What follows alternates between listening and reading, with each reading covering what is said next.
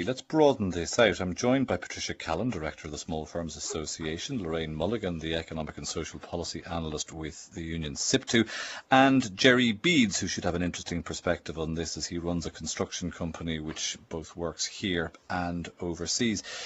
Patricia, which are the big bugbears as far as your members are concerned?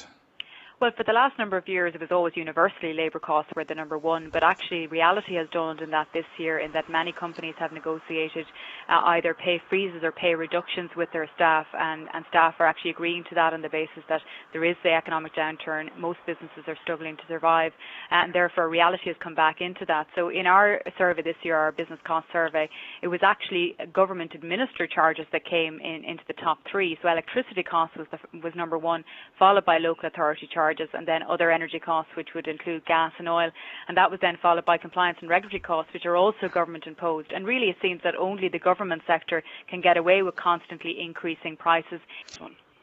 Jerry Beads, set aside the fact that you're a North Inner City Dublin man to the tips of your toes and you're probably never going to turn your back on the place, but where would you prefer to do business, Ireland or overseas? Well, currently, at the moment, I've set up an operation out in Manchester, and I'm getting a direct comparison, and I'm actually so alarmed at what we're paying in Ireland.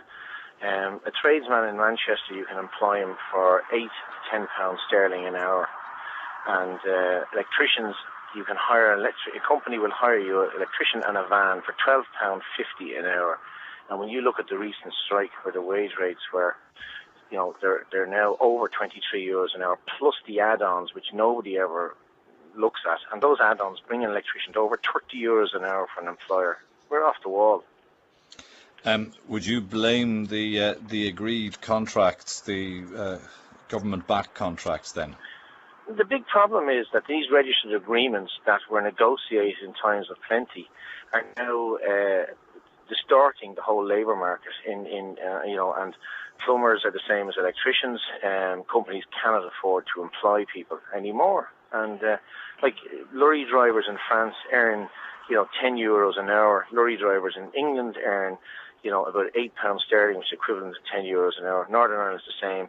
And the registered agreement rates in the construction sector for lorry drivers, €18 an hour.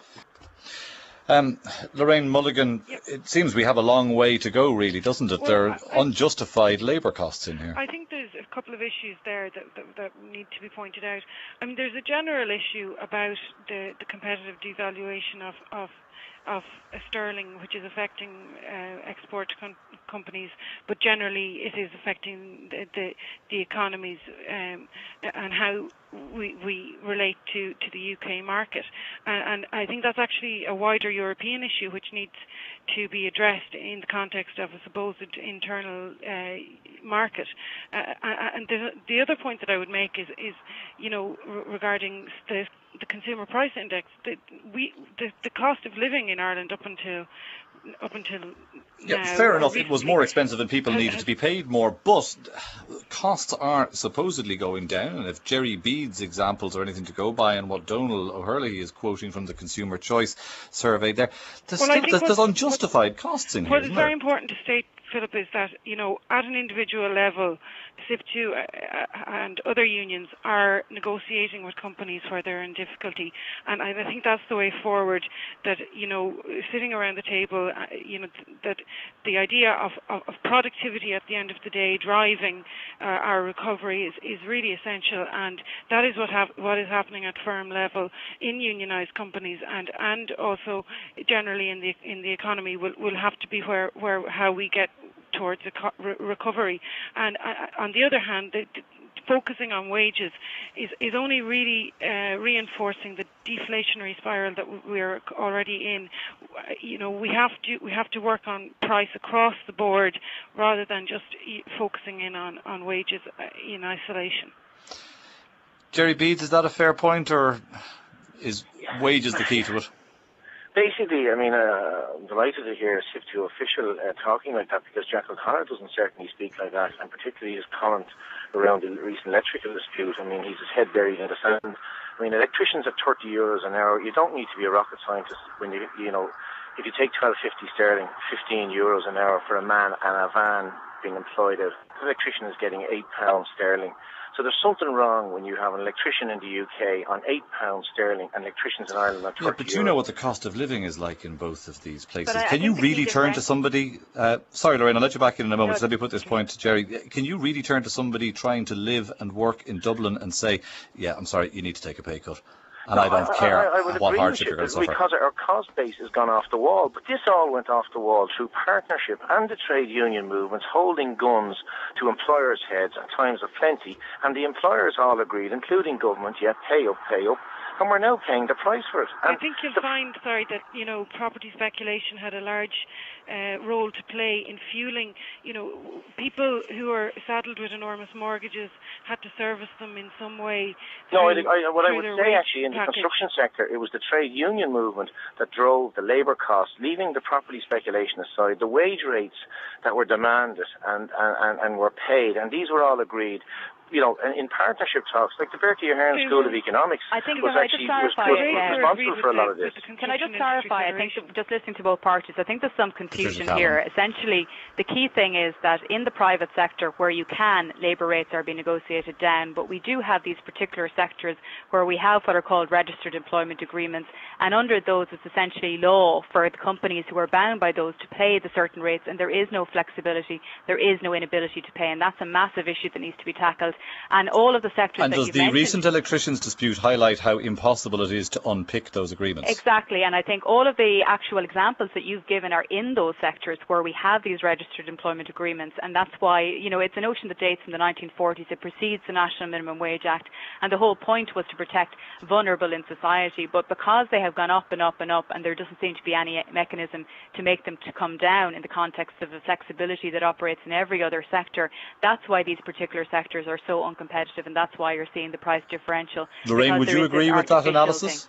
No, I mean the registered employment agreements have provided a stability in those sectors over the last number of years, and also have provided a living wage in But sectors now they are a logjam to reducing costs. But I mean the sectors that they operate are not, you're not going to dine out on the kind of wages in many cases. And if we are talking about... Well, maybe you're not, but where Jerry Beeds is talking about paying an electrician here €30 an hour and $12.50 just over the water, come on. Well, I suppose the point is really that we need to address the costs and prices across the economy. And our analysis is that really driving down wages is not going to help us out of the economic situation that we are in. We need to stimulate the economy. Just Jerry, let her finish there. We need to stimulate consumer demand. We need to stimulate jobs, and I think what we're missing here is the idea of retaining jobs and trying to have a plan. And government is certainly missing out on this vision of what our economy is going to be like, rather than focusing on how are we going to get rid of everything. Okay. But jobs aren't miraculously created. Businesses need to be competitive in order to save jobs, and that involves bringing down all of the cost inputs so that they can go out and compete internationally, and it means every single cost has to be benchmarked agained against it. Well, it also involves employers sitting down with their employees and engaging in collective bargaining. And the final point to Jerry Beeds? Philip, I'm glad to hear the SIP2 person saying sitting down with your employees. I can sit down with my employees. My staff have taken 15% wage cuts in the office, and I can be prosecuted if I ask one of my employees to take a wage cut.